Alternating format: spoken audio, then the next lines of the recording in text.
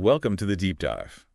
Today we're diving into a really significant decision for many homeowners, figuring out when the time might be right to, downsize your home. Yeah, it's a big one. You shared a helpful article with us from homelight.com, published earlier this year. It's called When to Downsize Your Home, 10 Signs It's Time to Sell, by Lori Lovely and Richard Haddad. That's the one. Lori's got experience with the Indianapolis Star and Monthly, and Richard is the executive editor there at Homelight, so they definitely know their stuff. Oh, sure. And, while downsizing often makes you think of, empty nesters and retirees. Right, people whose kids have moved out. Exactly. And the stats back that the National Association of Realtors found most recent buyers didn't have young kids, and a big chunk, like 31%, were aged 59 to 77, often looking for smaller places, maybe closer to family. Makes sense. But the article makes a really great point that it's not just for them. Younger people are actually thinking about it too, or maybe they should be thinking about it. Good point. So our goal today is really to explore these key indicators from the article. We want to give you, our listeners, some solid insights, help figure out if downsizing might be a smart move for your specific situation. Let's do it.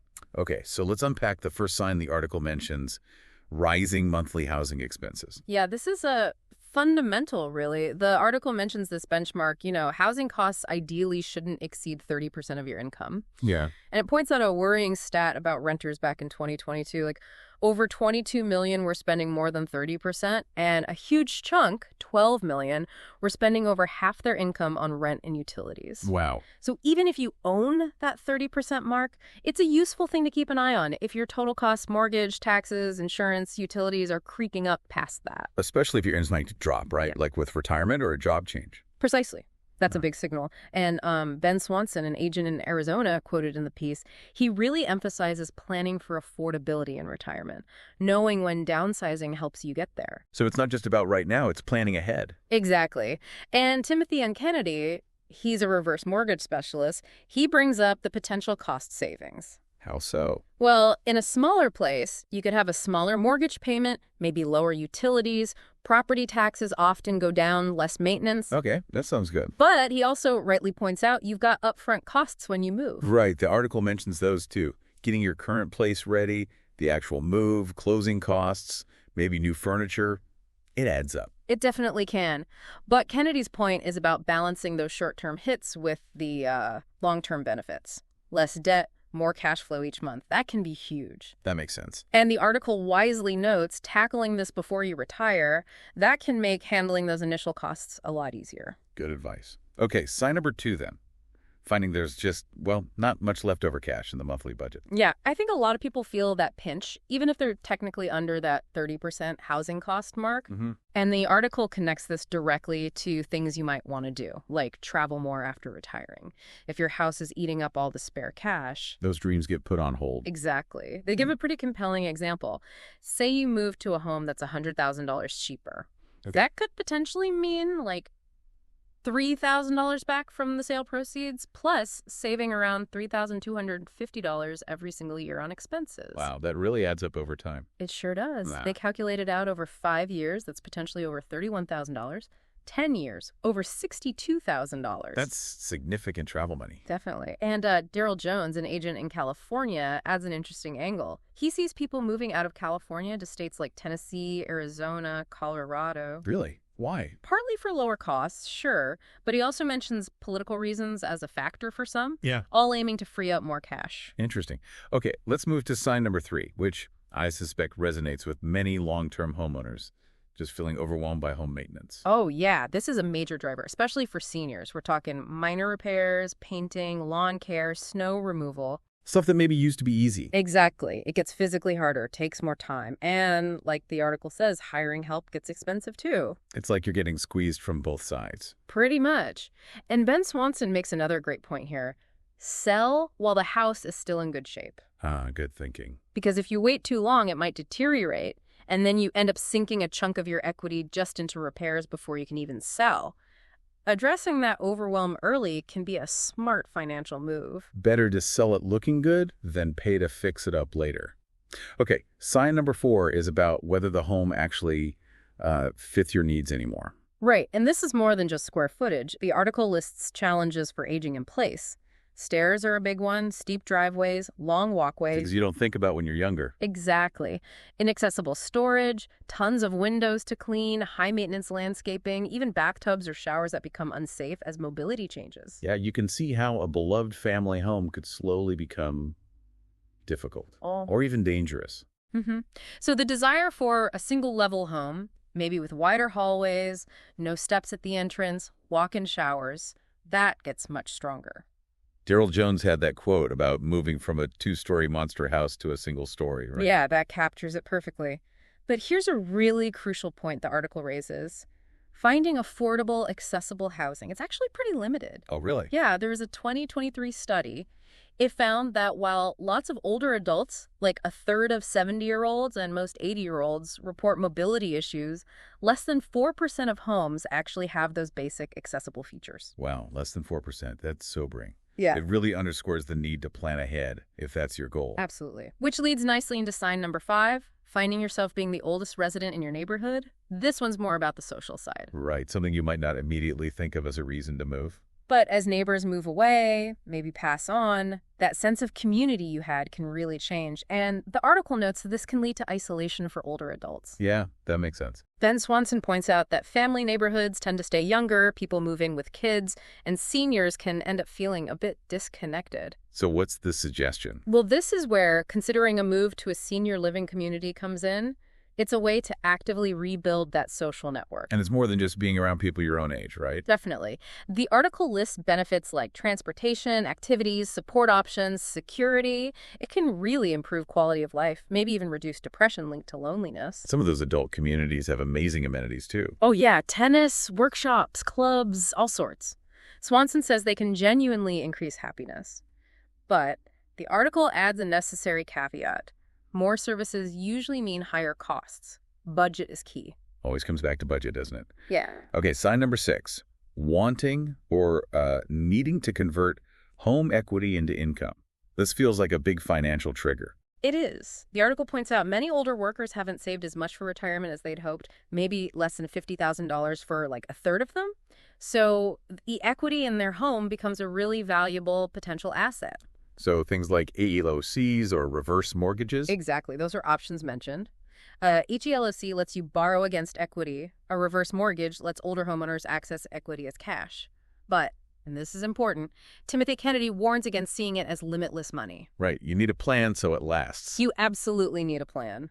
Downsizing, though, is presented as another way to tap that equity perhaps more sustainably by lowering overall costs. And I had that example right. Downsizing 10, 15 years before retirement. Yeah, potentially saving something like $40,000 a year in housing costs based on shifting from a $4,200 monthly payment. That frees up a lot. Huge difference.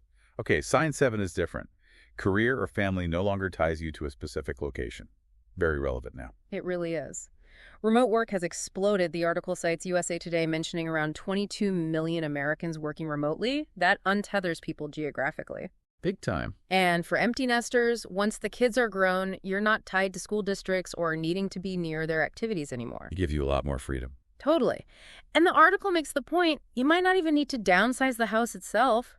Just moving to a more affordable area, lower home prices, taxes, utilities can give you similar financial breathing room. Interesting. Okay, sign number 8 is super practical. You're just not using all the property. Yeah, the classic empty kids' bedrooms, the home office you don't need after retiring. Or maybe that pool you thought you'd use all the time. Exactly. Or game rooms, home theaters, huge garages, exercise rooms, fancy fire pits. Stuff that seemed great once, but now just sits there. You're still paying to heat, cool, maintain it. True, though the article does say those unused features can still be selling points when you do decide to move. That's a fair point. It's a trade-off between your current cost and effort versus potential future appeal. Gotcha. Sign number 9 gets personal again. Wanting to be closer to family. A huge motivator for many. Absolutely. The article notes baby boomers are often the ones making long-distance moves to be near adult kids, whereas the silent generation tends to prioritize staying near existing family and friends. Different priorities. And Daryl Jones adds that grandchildren are often the tipping point. Parents follow their kids who've moved for affordability just to be near the grandkids. Yeah, I can see that happening a lot. For sure. But the article also contrasts that big move with downsizing locally, maybe to a condo or senior community. That keeps you near local family, but still gives you freedom to travel and visit others. Good distinction. All right, finally, sign number 10 is a really broad one.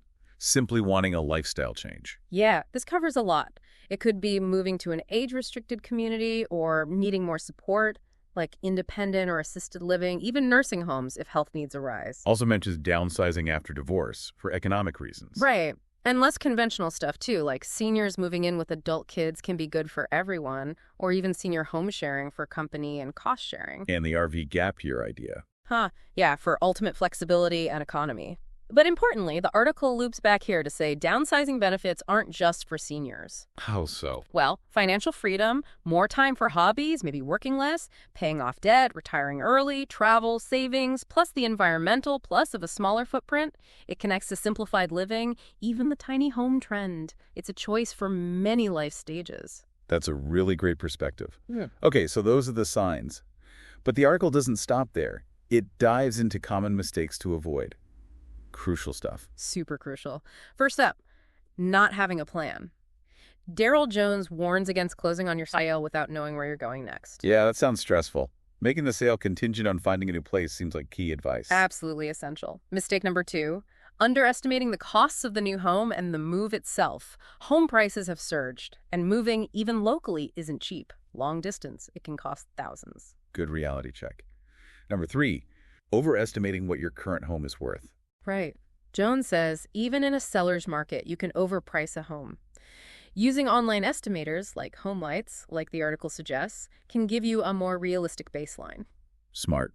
Mistake 4 is forgetting about closing costs on the sale. Yeah, they can be like 5% of the sale price. That adds up. Using a calculator for that, like the one they mention, is a good idea. Okay, number 5, not researching tax implications. Ooh, big one.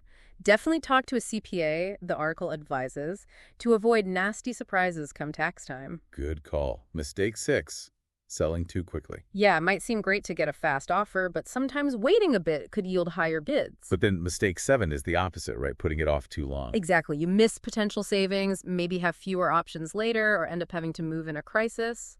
It's a balance. Okay, number 8, downsizing too soon. This touches on emotional readiness. Are you really ready to leave? Plus, needs might change again, maybe kids come back, and a smaller place isn't always cheaper, depending on location and features. Lots to consider. And the last mistake, number 9. Just rushing the whole thing, it's a big emotional process. Give yourself time. Absolutely. So bringing it all together, what are the final thoughts on timing? The core message is, it's personal. It shouldn't just be about the market. Daryl Jones nails it. The best time to sell is when you're ready. I like that. Simple but true. But, he adds, you need to be ready. Know the pros, the cons, what the inventory looks like in your area. So do your homework. Definitely. If downsizing feels right, make a solid plan. And the article strongly suggests getting advice from a good real estate agent mentions HomeLight's Agent Match as one way to find someone local. Okay, so as we wrap this deep dive, it feels like the main takeaway is really about recognizing those signs we discussed. Exactly. Whether it's the money side, the maintenance, the house fit, or just wanting a change, seeing those signs clearly is the first step to making an informed choice for you. Absolutely. We'd encourage everyone listening to maybe reflect on those points, see which ones, if any, resonate with their own life right now. And maybe a final thought to leave everyone with, considering how much things like remote work and even family structures are changing. How do you think our whole idea of the ideal home might continue to evolve in the coming years? Something to ponder. Thanks for joining us for this deep dive.